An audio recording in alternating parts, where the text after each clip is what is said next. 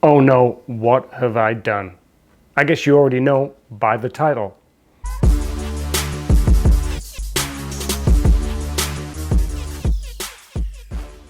Hi guys, Jace here and welcome to my first Road to Leadville vlog. Vlog? Yeah.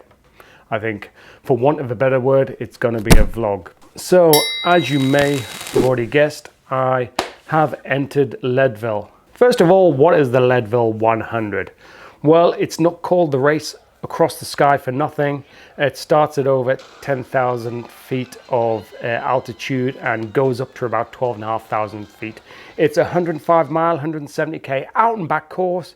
There are 3 hills on the way there. The largest one is Columbine, which is at the end, or well, halfway stage. The pros take an hour. I will take, I don't know, 2 hours. And then you go back in between those hills then you go back over the next 2 hills. In between those, you've got some rolling terrain. And it's almost a gravel race, but it's a bit too rough for gravel, so it's a mountain bike race. You've also got 3,500 meters of elevation as you're going along, or just over 11,000 feet, I believe. Now, entering the Leadville 100 mountain bike race isn't that simple. You either have to qualify, which all of the qualifying races are in the States. There's about 6 or 7 of them in the Lifetime Grand Prix. There's also a small lottery at each one of those races where you can pull a coin out and you can get an entry. Or there's another way, there is the lottery, which you can enter in December and closes and you get picked out.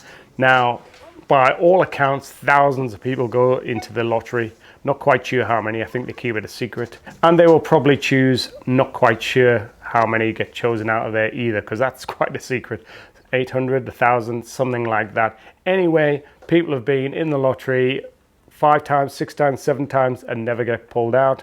I entered it on a whim in December, and just over a week ago, I opened the email and congratulations, you have won the lottery and you have entered into the Leadville Mountain Bike 100. At that stage, I think I swore a little bit. I said yes, and then, oh my God, what have I done?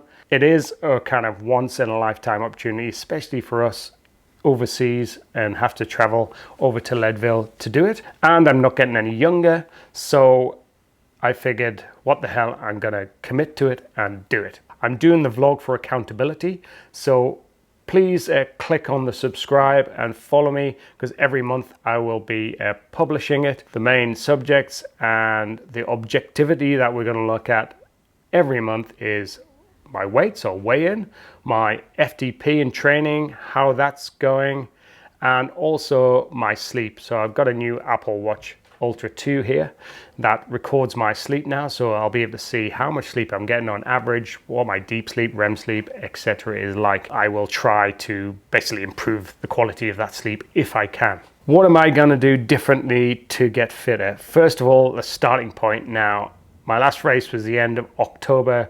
It was a 8-hour kind of 100k mountain bike race, and my FTP was probably average 3.2 watts a kilo, 240, 245, 240-ish. My weight was probably 76, 77 kilos. Now I've crept up to 78 kilos or so, and my FTP, according to Trainer Road, the AI FTP that they give you, it's 229, so it's just dipped below the 3 watts a kilo mark. What is my aim? Well, my aim is to lose some weight. So first of all, to get to as close as I can to 73 kg. I haven't been there for a while. Secondly is to try to get as close as I can, or to hit 250, which will give me about 3.4 watts a kilo. And I've never been that high, and over the last few years it's been almost exactly the same at 3.2 watts a kilo. So there's something to aim for. How am I going to achieve that? Well, first of all, I'm going to get my body in shape and try to do a few weights, which I've just started this week, very slowly, body weight, bar only, and just build it up. And also a lot of rehab for my injuries, such as my neck, my lower back. And at 53, you need to do these things. I'm going to be on the bike for 10, 12 hours. So I'm going to need to be a little bit more fatigue resistant. I'm also going to try to increase my volume. So I'm going to look at Trainer Road. My plan started yesterday on Trainer Road and it's going to go all the way to August, and I've got a couple of races in between that time. What I've done is up the volume to see how I've coped with that. I'm going to try to do 10 hours of cycling per week with 2 interval sessions during that time, and then the rest of it is mainly zone 2, and I won't sacrifice the odd group ride. Last year I was trying to be as efficient as possible, did 2 interval sessions and 1 or 2 rides a week, probably 4 sessions a week on average, and also about 6 hours, maybe 7 hours or so. So that's an increase in my volume. Losing the weight, I'm not going to do anything drastic. So all I'm doing is some basics. Instead of flat whites, I'm going to have long blacks for a start. No sweet things, especially during the day. My snacks a little bit healthier, so I'm going to snack smaller. I'm going to have smaller portions, and also I'm going to eat around about 6 to 7 p.m. and not eat again until breakfast. When I go out, I'm not going to sacrifice anything. I'll still drink alcohol, and I will eat just to enjoy myself socially, but I'm not going to overindulge. The main difficulty with Leadville is the altitude. Now, I'm just going to aim to finish and get a small belt buckle, which is under 12 hours. To get a big belt buckle, which is a lot of people's aim, younger and fitter than me, is under 9 hours. I'm not going to try to kill myself.